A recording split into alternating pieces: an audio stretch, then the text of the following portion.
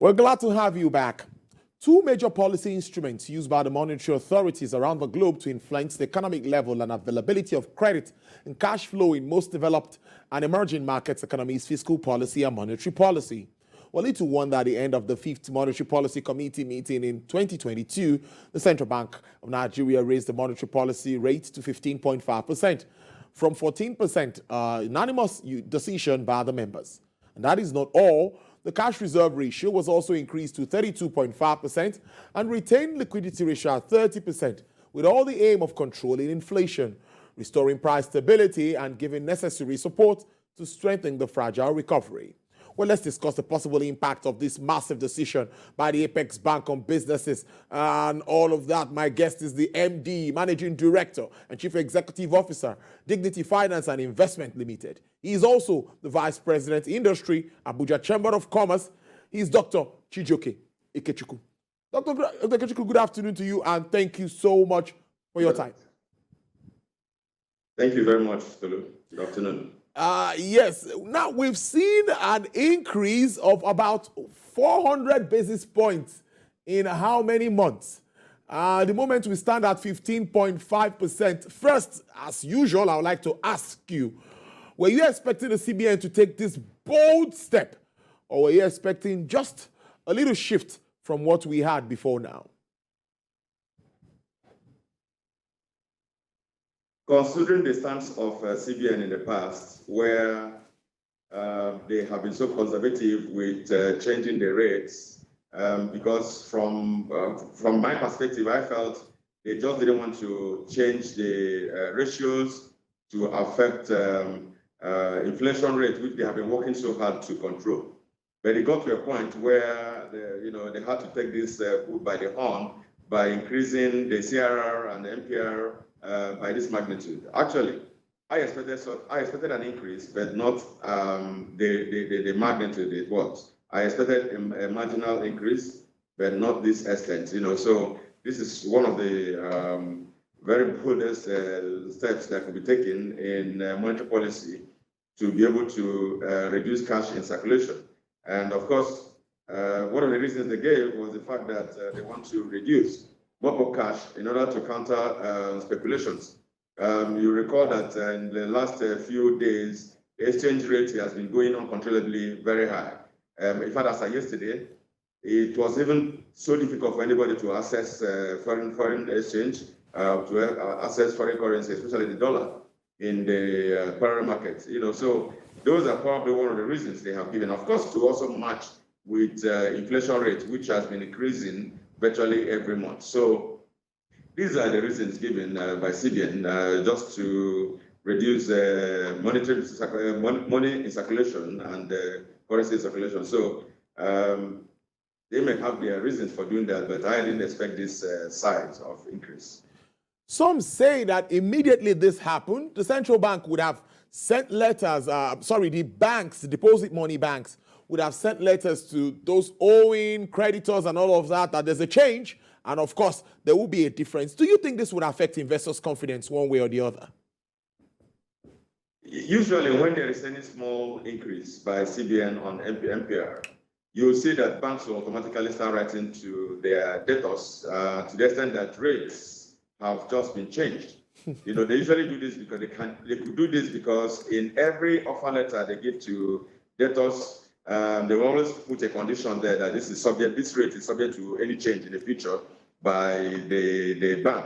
Of course, they are expected to write to these debtors, but again, the debtors also have the right to either accept or reject, because there must be an acceptance. If there's an offer, there has to be an acceptance. And of course, if there's not an acceptance, it probably has to be a counter offer and all those. So I know that commercial banks and deposit money banks will start writing, and other financial institutions will start writing to their customers who already have an existing contract. I really do not like that aspect where people who already have done their projections based on the interest rates charged by these deposit money banks and other financial institutions will have to have a change. Probably if they knew the rates were going to increase by that magnitude, they wouldn't obviously have gone into such borrowing or lending contracts with these banks. But I expect that if a contract is already consummated and already signed and sealed and delivered, we shouldn't really change the goalpost at the middle of the contract. And that is just one aspect of some of these things I do not like. I expect that only new credit facilities should actually have a change in their rates. An existing contract shouldn't actually have such rates. And so banks and other financial institutions should learn to respect contracts if already they have been offered and accepted. We need to retain it until the end. So the only way they can do this is just to give short-term contracts, short-term facilities, 90 days, so that you manage, even if there's a rate change, you manage up to the end of that contract. And then if you have to roll it over, you can bring in the new rates. But not that a rate is already established and agreed upon by the two parties, and then midway you change it just by writing to the customer. That is not right. And that I do not agree with. I do not like that.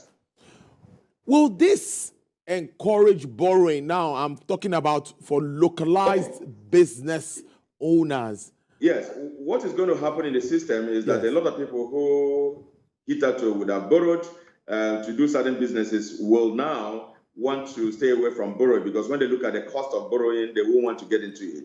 And the implication again is that business is not going to thrive, because when the rates are low, people can have access to more funds, which will stimulate the system, which will actually make more money available in the system.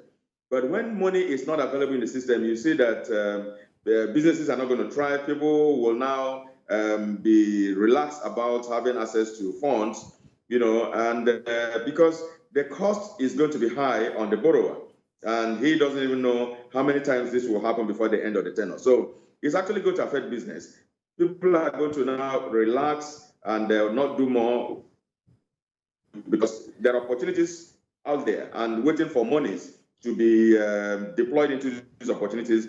But when banks, who are also going to be struggling with cash, because again, the CRR has been increased, and so most of the monies of these banks will be deposited with CBN in order for them to meet their benchmark for CRR. And there's penalty if you don't meet that particular size of CRR established by CBN. So with all this, first of all, many banks are going to say, we are no longer giving funds, credit facilities for now.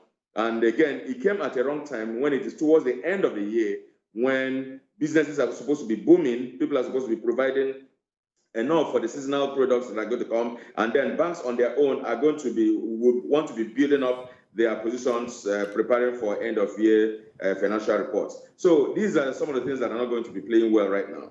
Monies are not going to be made available to debtors. And you see that it's going to affect general business. It's going to affect importation, obviously, because people can no longer have access to import. It's going to affect the local production. People can no longer have access to funds. Even if they're going to have access to these funds, it's going to come at a very high rate. And these are going to affect inflation rate. Obviously, we expect that inflation rate is going to go higher. It's also going to affect the disposable income of an average worker, because if the interest rate is high, inflation rate is high, the standard of living is going to actually drop, because you have little amount of money to be able to acquire and purchase all the things that are available in the market at very high prices. So these are the circumstances that are going to be existing. Demand for products the demand will be reducing, while production will also reduce. And so you see that the entire thing will affect the GDP of the country, and it will obviously affect the per capita income, obviously, of the citizens of Nigeria. Also this way that some analysts that I've spoken to immediately this development propped up are saying that Nigeria needs to address the cause of high inflation. Now, that is something that we need to do, because the central bank governor is saying that inflation at 20.5%, the central bank might have not stopped in going ahead with hiking the rates. We might still see another hike in the next meeting.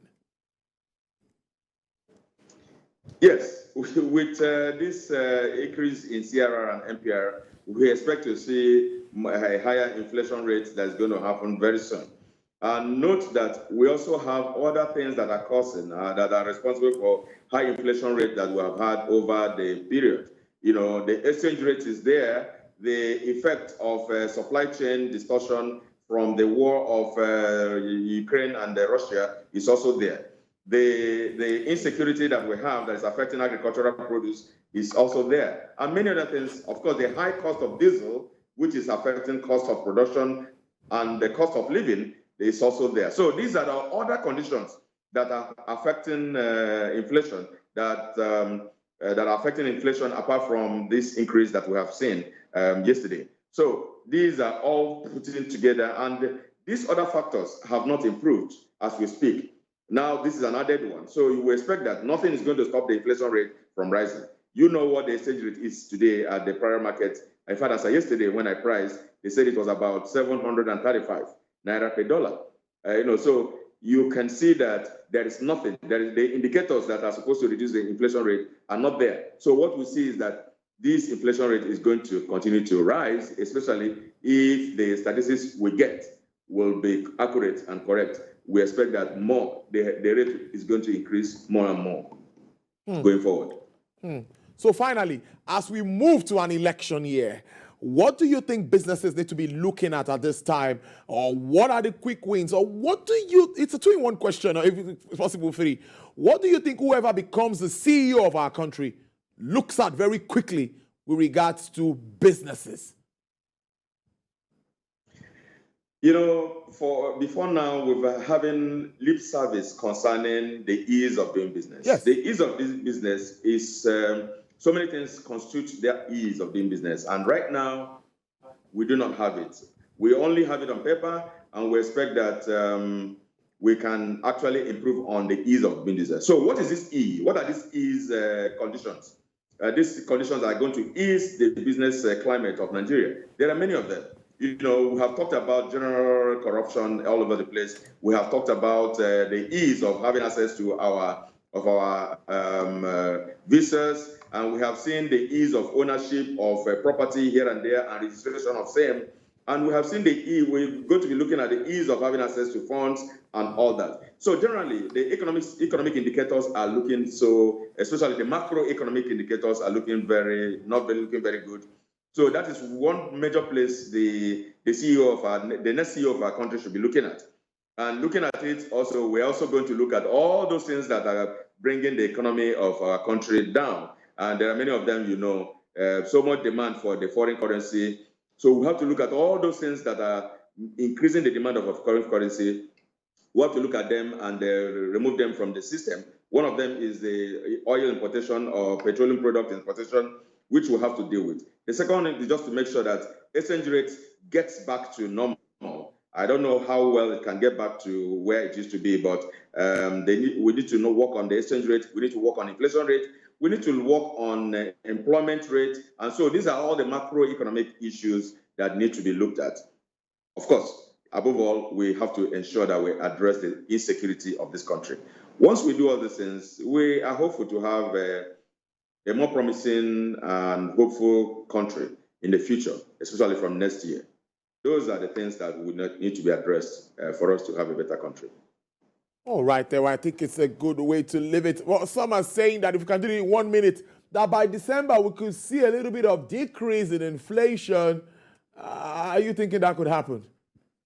Yes, the first one that will happen is the seasonal inflation that will happen. Usually towards the end of the year, around December, the prices of goods and services are going to rise because of the demand. It's going to be called, the demand pool. So the demand for bags of rice will increase, demand for tomatoes and onions will increase. So demand pool will actually force the price of goods and services up. So if all these that are already in place are joining the seasonal causes of inflation, of course, we expect that by the end of the year, there will be higher inflation rates. I also know that the regulatory body of the financial institutions already said that towards the end of the year, they are going to be pulling out their funding of foreign currency with commercial or deposit money banks.